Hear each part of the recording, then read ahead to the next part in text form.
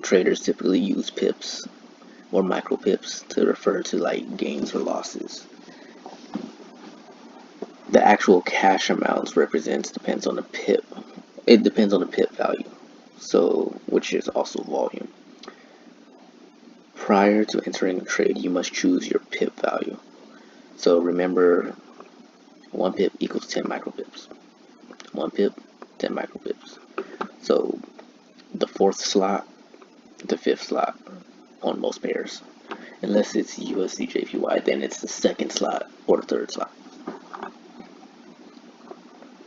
This is the way that you can kind of measure it out on your own if you just want to like kind of read it out and just know on the chart what 1,000 pips or 100 pips is. Just go ahead and like take note of this. It's nice to have it memorized. That way you can just look at a chart without having to measure it. I know sometimes it can be annoying kind of using the measuring tool. I'd rather just look at the numbers and then just know it moves 100 or 1,000 pips. And there are certain extra theories that you can apply, like towards 1,000 pip ranges, like psychological barriers around each point. Like, well, yeah, I'll get into that. I'll make a series talking about these psychological barriers. But typically, you can like expect a reversal near these areas or continuation, like quarter points. But yeah, just copy these down. This is the 1,000 pip range. This is 100 pip range. The difference is like Euro USD. That second, well, right after the decimal is what moves. On USD JPY, it's that. If it added 10 more here, then that's how you know it's 1,000 pips. AUD, that's the difference there. And 100 pip range, it's that second digit there. And USD JPY, that's 100 pips there.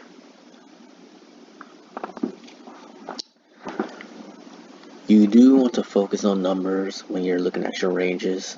Like I said, focusing on the numbers, it helps you kind of memorize where you are in the market and the pips, and you want to know exactly where you are in the market. And yeah, this helps you to kind of figure out, well, count out your pips, how many pips you have or have lost, and where you are in profit. So this is just some examples to go ahead and read through.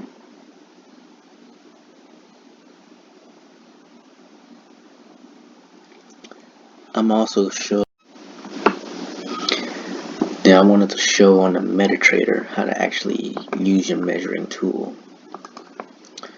So you look right here. So look how I move this left to right. The first slot measures how many candles exist. If I were to pull this tool down here, so the first 3 digits of that 1,777 would be how many pips you have. So 177 pips. And then you can calculate the 4th one as micropips, so 1,777 micropips. And then the 3rd mark is, recognize that? Okay. Basically your location on the chart. So 139.7, well, close to that number. But yeah, simplify it like that, or you could learn how to like memorize it on your own as well. Just kind of go by where you are, where you entered, and then just count it out like that. But it's up to you, the way you learn. This is your process. Let's go back to bid.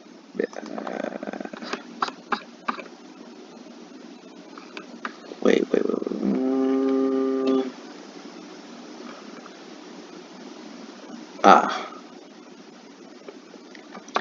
Bid-ask spread. The spread is the difference between the bid and ask price. The big future quote is the dealer. Well, actually, shit. I should just